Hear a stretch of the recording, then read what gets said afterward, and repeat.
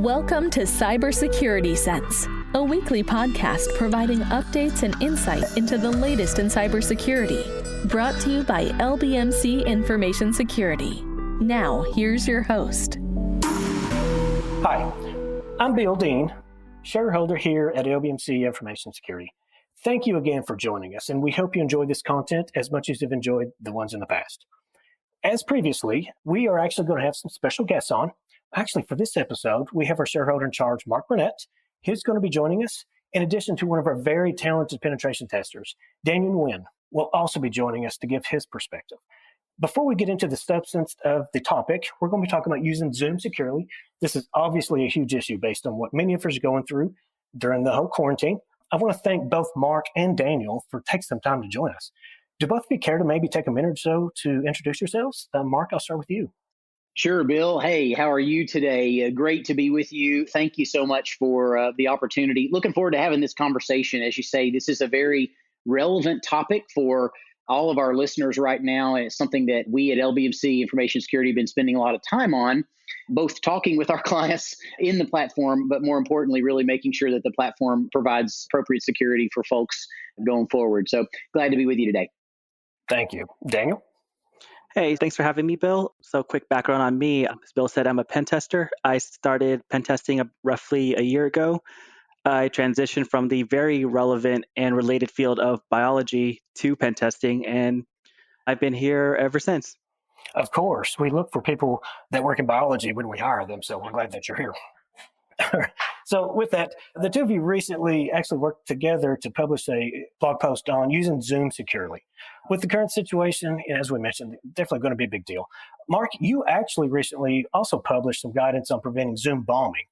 That's became a new term that I didn't know about until about 3 weeks ago. Do you mind to maybe give us a quick explanation of what Zoom bombing is and how we can probably prevent that before we get into using Zoom securely?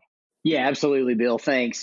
Zoom bombing is similar to the concept of photo bombing, of course, where an uninvited guest would magically appear in the back of a picture and later you'd figure out that they were there. Well, in the case of Zoom bombing, what happens is you've got an uninvited guest who finds their way into an online meeting hosted in a portal like Zoom. And while they're in there, they can do a number of things, anything from just listening in to try to steal data to doing something much more nefarious and invasive like displaying lewd images or using bad language or something like that to try to disrupt the call. So that's what Zoom bombing is, the concept of interrupting a private discussion through the Zoom platform or another web meeting platform. Yeah, and I actually saw one stat that Zoom picked up popularity like crazy. I mean, some of the bad guys, they were finding more than 100 Zoom meetings without any passwords, like every hour. So definitely moving to this model has been a challenge. Security is always going to be a challenge. So we're definitely kind of catching up on that one. I was hoping we'd be a little more prepared for it, but, I kind of guess not. But again, you do have a really good article that I'd like to suggest that everyone kind of go and take a look at. With that, Daniel, I want to get into a couple of the more technical topics. So, we've got different types of users. We have Windows users, Mac users. Let's start with Windows users. What are some things that they need to be aware of to help protect them, just to use Zoom securely, to where they have a little bit of confidence as they're having, somewhat confident conversations from time to time? Sure, Bill. So I think the biggest issue that came out recently was with Zoom making UNC links clickable. For some background information here, UNC links are basically a type of link that Windows uses to map to network drives. So for example, websites have the http:// link. UNC links have a different format where they're two slashes followed by the server IP address or server name. So the implication here is that something we do a lot of pen tests is if we are able to have users access a UNC link that points to a server or a computer that we control, we can actually grab their Windows password hashes and perform attacks that way. So going back to Zoom, one of the things they did was they would make every UNC link entered into chat clickable. So a user could click on that link and then and then the computer would automatically navigate to that server. Going back to Mark's talk on Zoom bombing, this could be used in conjunction with Zoom bombing, where an attacker could actually infiltrate an ongoing Zoom chat, wait for some kind of pretense to insert a UNC link into the chat itself, and then hopefully entice users to click on that link and have their Windows systems automatically send their password hashes over to something they control. And from there, the attacker has all sorts of options from, say, trying to authenticate into servers with that hash, or even trying to perform password attacks on the hash to obtain the clear text password. And from there, if they're successful, they can start going to email accounts, third-party services, or potentially even VPN into the internal network itself. So on the UNC links, so as you mentioned, if someone sends me www.google.com, I click on that and I go to the internet to get a web page. What you're saying is internal to networks. Let's say that someone sends me a link to an Excel spreadsheet or a document. They send a UNC link, which is similar, but it's just on an internal file share. Is that a safe way to kind of describe that? Yep, I agree with that. And then, so for me to access that, I'm like Google. If I'm on an internal network, when I go to that file server, it says, all right, Bill, all right, I know your username. I need a password or a password representation, which is the hash. And so that's how I'm able to access that. So what you're saying is what the issue could be that if it's an external link, we could be sending our password or password hash to an attacker that could use that in nefarious ways outside of the Zoom ecosystem altogether. Did I understand that? Yep, that's correct. And I want to point out that's actually an attack that we use, I think, on almost every pen test. We have different ways of inserting UNC links into different services. We've used emails, for example. We've used websites that would serve up UNC links. And this Zoom issue presents another attack vector for us. Going back again to Mark's talk on Zoom bombing, I know there's a lot of talks on people being disruptive with Zoom bombing, but for me, I think the biggest danger is someone who's able to find a room with a lot of users where they could hide, and then, like I said earlier, just wait for an opportunity to present a UNC link or present some other kind of malicious link, and users might not even think twice about clicking on that if the person just seems like they belong in that room. Yeah, it's almost trusted. So, I mean, what would you recommend to the normal Zoom user to kind of be aware of that? Realizing they have to take on some of the responsibility for what they're doing. I mean, InfoSec teams do the best that they can. What would you suggest to them if they see those links and what they should probably think? Well, I think it goes back to the same personal safety rules that we've always advocated for, making sure that every link that you click on is not malicious, or don't click on any strange links. Don't assume that every person sending you links is a trusted individual. Basically, just be aware and be conscious of who's sending you what, and any issues that may arise out of that. Got it. So, all right, that's the Windows side of things. On the Mac side, so obviously we're going to have a lot of Mac users that are using Zoom right now. So, with that, I've been a Mac user for 10 years. A lot of times, Mac users think that they're a little more secure than everyone else. I'm not going to talk to it one way or another, but what are some of those things that they may be seeing? So one of the issues that came out the Mac OS was actually with the installer. So Zoom has that one-click installer where you run it and automatically installs itself in the background, presents a really nice, clean user experience that Macs are known for. Something that came out of that was that, getting a bit technical, during the Mac OS installation process, Mac OS installers could run what's called pre-installation scripts, where they have different scripts that runs as root or as the most privileged user on Mac OS to check to see if the Mac system has all the prerequisite files or programs installed beforehand. Something Zoom does is that Zoom actually, I guess, hijacks this pre-installation script to install itself onto Mac OS with authenticated privileges without the user knowing. So this in itself isn't a technical vulnerability. It's not something that I would know how to exploit to compromise the Mac OS system, but it does present a trust issue because Zoom is using a Mac OS functionality in a way that's different from what the intention was in the first place. So this is being done to help provide the user with a clean, nice, simple user experience. But again, with security, you just can't take shortcuts, and trust is just paramount in our field. Yeah, definitely. And that's what Apple's all about, is making the experience as easy as possible. And with, a lot of the users that are probably using Zoom, they're probably running as root and they don't even realize it. So that's a really good point. Yeah, and there was actually a second issue with that installer too. So if the installer detects that a Zoom copy is already installed onto Mac OS, normally Zoom would try to change the existing installation with the updated files. And normally when this happens, the program would shoot a pop-up to the user saying, this program wants your permission to modify files. So something that Zoom does that's different from a lot of other programs is that it shoots the same pop-up to the user to enter the password for access, but it changes the actual pop-up text itself to make it appear like it's from the Mac OS system and not from Zoom. Where again, this is not a technical vulnerability itself, but it does present a trust issue because it's purposely trying to, I guess, mislead the user So it brings about, a lot of trust with third-party services. Well, thank you for that. And so one of the last technical questions I kind of wanted to ask, for years, actually, since we've been using the internet, we've been told, make sure your internet communications are secure. Look for the lock, make sure that your banking is going to be, what it needs to be. For the most part, I think many providers now on the internet are complying with this. What are your thoughts about Zoom as to where we are now and, what they think they may be doing in the future? So this is actually an interesting question because Zoom advertised itself as providing end-to-end encryption. So this is commonly meant to mean encryption between one user and another. So if you ever use the messaging app Signal, for example, messages between you and the other person on the other end of the chat have encryption between you two. So no one in between you guys could actually see what you're saying. So when Zoom advertises end-to-end encryption, a lot of people assumed it means that the chats, the videos are encrypted between every user. In reality, what actually happens is the videos, the chats are encrypted from the Zoom user to Zoom servers itself. So this means that the Zoom chats aren't prone to man-in-the-middle attacks. So if someone sitting on your Wi-Fi network can't just sniff your chats and get the video or get the chat history from there. But because the encryption ends at Zoom servers, it means that at some point, these chats can exist unencrypted on Zoom systems themselves. Really interesting. So thank you. So, Mark, we all want to think that all the video sessions, everything is going to be secure. From a privacy perspective, what have you learned about how Zoom is kind of handling the stuff outside of the encryption and some of the things that Daniel brought up?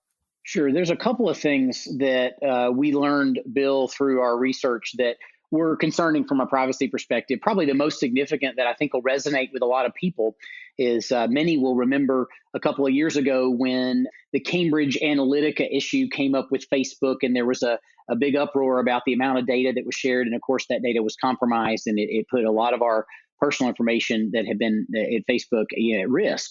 Well, many other apps share data with Facebook in a similar way, and up until very, very recently, the Zoom app did as well. And when you opened up the Zoom app on an iOS device, on an Apple device, it sent Facebook information on the user's device, the model, the time zone, the city they're in, what phone carrier they're using, and an information that can be used as a unique advertiser identifier.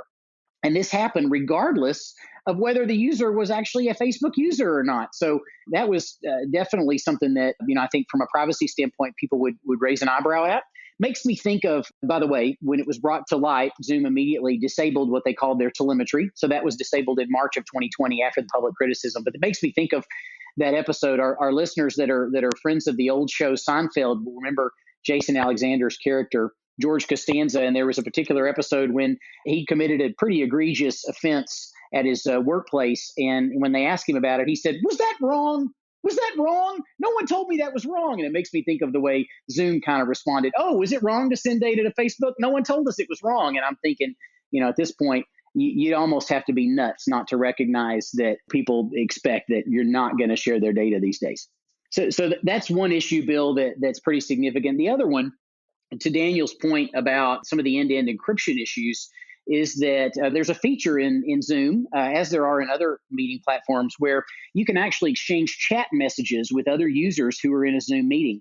And if you've used that feature before, you know that there's a way you can exchange a message that's kind of open to everybody, where it says, you choose everyone, or you can send a message to an individual user. And during the meetings, those messages that are sent between individual users are private. No one else in the meetings knows that those users are communicating, nor can they see or read what those messages are about. And it allows for sidebar conversations, one-off conversations, or things like that may happen during the course of a meeting. But the trick is, at the end of the meeting, if the host of the meeting actually chooses to save the transcript and saves it on their local system, it will actually pull down the entire transcript, including all of those individual chats, not just the global chat that was available to everybody, which would allow the meeting host and anyone else who had access to where that transcript is stored to see all of those sidebar conversations. And if you've been in those meetings, you know that in some cases, those sidebar conversations may or may not be things that people want other people knowing they were talking about. So definitely something to be aware of from a privacy standpoint. Well, and you brought up something interesting. I was thinking right before we started recording, when it comes to Zoom, they're obviously booming from a technology company right now. But as both of you know, I've got two boys, they're 16 and 14, and they download all these apps and they want to use all this stuff. And I try to explain to them, when it comes to sharing data, you're either the product or the consumer. If you're not paying for Zoom, I have to assume, and I don't want to say anything bad about Zoom, but they're looking to, make money somehow. And what you kind of described with the Facebook analogy, I think, I'm hoping it's not true, but that may be applicable here, because I've been on a lot of Zoom meetings and I don't know that anyone is actually having to pay for that. So that concerns me a little bit. Do either of you have any thoughts on that? And I realize that it's kind of a off the wall question, but any thoughts on that initially? Well, I think from my perspective, I think these days, most of us, especially in our field, take for granted that when you choose to open a browser and search on the internet or purchase things online or interact with your phone in an app that's been installed on your phone, in most cases, you need to know that the people who are capturing that data are probably using it in some way, shape, or form to form some sort of profile about you. And that in some cases, they're likely using information that's available that they can purchase through other sources and to assimilate a larger profile that allows them to do some targeted marketing. That's just the nature of the internet. I'm not saying it's okay. I think it just is the way it is at this point, Bill. And I personally pretty much kind of take that for granted, which of course means that it influences how and when and why I use the apps, as well as what information I'll make available in them. And I like to joke all the time that for the purposes of any application that's installed on my phone, I have an online birthday. It's not my real birthday. Facebook does not know my real birthday. When I set up Facebook, I came up with a birthday.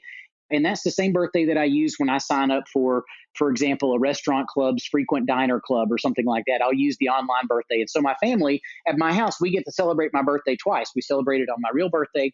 And then, of course, we celebrate it on my online birthday, because all these marketing companies send me the free burgers and the free appetizers and things like that. So we get to go out and celebrate my birthday twice. That sounds great. Well, thank you for that. And so overall, Mark, what do you see as, with all of these issues, what do you see moving forward from a potential impact perspective as we proceed? I guess that's the best way of asking that. Sure. Well, I think there's some good news here. Obviously, if people were alarmed by what they heard, the good news is that Zoom seems to be taking it seriously. First of all, their CEO, give him some credit, because he actually came out in a statement a few days ago and said, listen, I messed up. And you don't typically see CEOs be that transparent. So I do want to give him a little bit of credit for recognizing that they were probably lax, both in their security as well as in their privacy. So they've made some of the issues that Daniel highlighted have already been addressed in now released versions of the Zoom solution, which is good news. And further, they have announced that they are going to stop new development of any new solution sets, any new features, and focus solely and completely on the existing platform and making sure that they're shoring up any security and privacy issues in that. So that part's encouraging, that they are taking the time to make sure that they do address the security issues, both those that are already known and those that they may know about that aren't known in the world yet. But I think, Bill, the takeaway from that is those of us in the security world say, man, it's a shame that it took a situation like this where, these things were brought to light to drive a company to actually make the investments in cybersecurity that should have been made all along. No, I completely agree. And I'm with you. I've got to give a little bit of credit to Zoom. I think it's safe to say they did not anticipate this much popularity this quickly. So they had a couple of issues, and they did a really good job, in my opinion, to kind of fix those. So yeah, definitely thank you for that. Both of you, thank you so much for taking the time today. Just any parting thoughts from either of you before we wrap up? Daniel, I guess I'll start with you. So to Mark's point, I just want to credit Zoom for addressing these issues. And I also just want to point out that I think this whole case study with Zoom highlights another bigger issue I see in industry as a whole, where a lot of companies, a lot of people, I guess, they don't consider security until they absolutely have to. And I think security is one of those things where, from an organizational standpoint, it's very hard to do right. And it's one of those things where you also just want to get it right from the start, invest the resources in it properly, because once you've built out your infrastructure, it gets increasingly hard, increasingly more resource intensive to fix existing security issues. Definitely. Thank you, Daniel. Mark, any parting thoughts? We've talked today about some of the security and privacy issues with Zoom, but I want to be clear to say that the point here was to highlight some of those things, but that is in no way a kind of an overall, I don't want to disparage the platform. There's a few things that personally that I want to say that I think are great. First of all, I think the Zoom interface, the user interface, compared to other platforms that I've used is very intuitive and easy to use. And I think that is one of the reasons why they've seen such a huge take up of their solution in the market so far. Secondly, I want to give Zoom a lot of credit because they make their platform available completely free to users for up to 40 minutes. So they can have a 40-minute meeting and don't need a subscription and don't need to pay Zoom a single dollar at all. And that is not an insignificant investment, especially when you consider the work from home arrangement that all of us are dealing with right now. And the fact that they've still been able to allow that the free usage of their platform while still affording all of their paid subscribers the bandwidth and stuff that they need. I want to give them some credit for that. And then thirdly, as I said, I do think they've shown responsibility in the way that they've responded. And moving forward, I feel like Zoom probably is in a great position to become just a real well-respected industry leader in the space of online communications. I completely agree, Mark, and I have to give them a lot of credit. They have made this easier, for social events, whether it's churches or groups or just book club, whatever that may be. They've made this a little bit easier on everyone. So major props to them. I think they've done a really good job of, identifying security issues and resolving them. We've pointed out a few, but they're on top of them. And so I think they're doing a really good job. And I appreciate both of you guys giving some insight on that. Thank you so much for listening. Tune in next time for next episode. As always, if you have a particular topic that you'd like to hear in this podcast, please contact me at bdean@lbmc.com. To learn more about LBMC Information Security and the services that we provide, please visit lbmcsecurity.com and have a great week. Thank you.